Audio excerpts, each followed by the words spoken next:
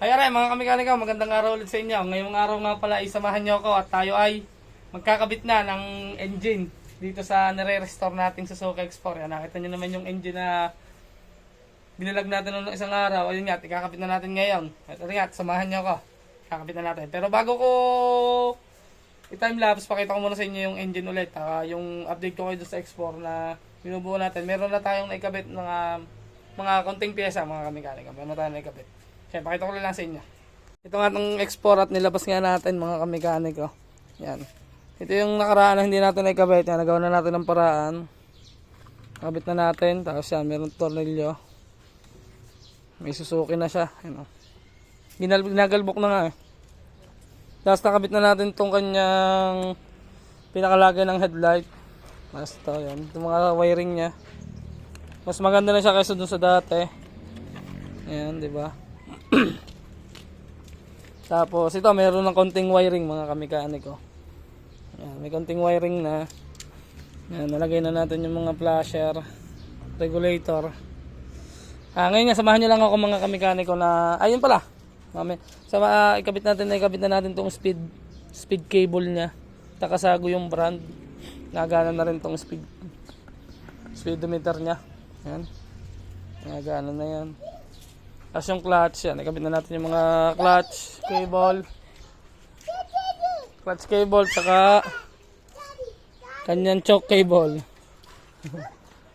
So yan, edi samahan nyo ako. Ano nga pala yung engine mga kamekaniko? Nilabas ko rin. Yan. So mga hindi nakakita, ano yung engine yan. Yan. Ano yung engine yan. Kabit na natin mga kamekaniko. Timelapse na lang natin mga kamekaniko. Kabit natin doon. Timelapse. Yan, bago nga pala kayo magkabit mga kamekano ko ng engine ng X4, kailangan pong tanggalin yung cylinder head yan.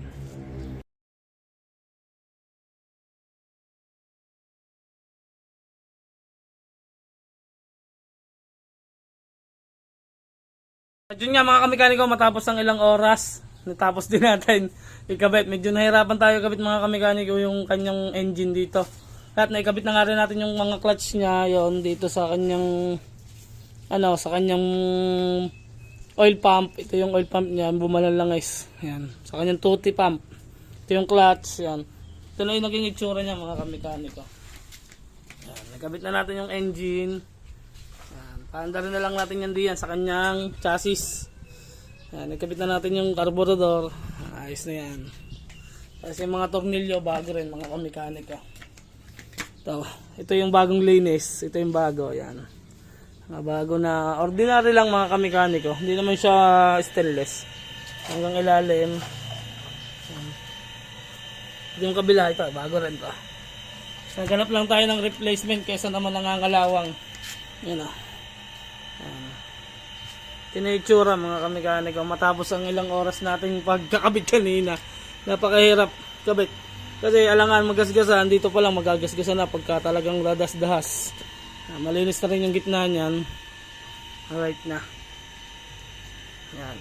Ito na lang sa ngayon mga kamekaniko. Nakabit na natin yung engine. Pandarin na lang natin yung sa kanyang kabayo o sa kanyang chassis.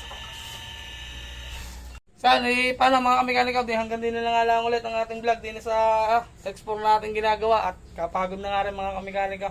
Hirap naman bago patamahin kanina yung makina. So yan, ito hanggang din na lang. Abang-abang na lang kayo sa ating susunod na vlog mga kamekaniko. Peace out!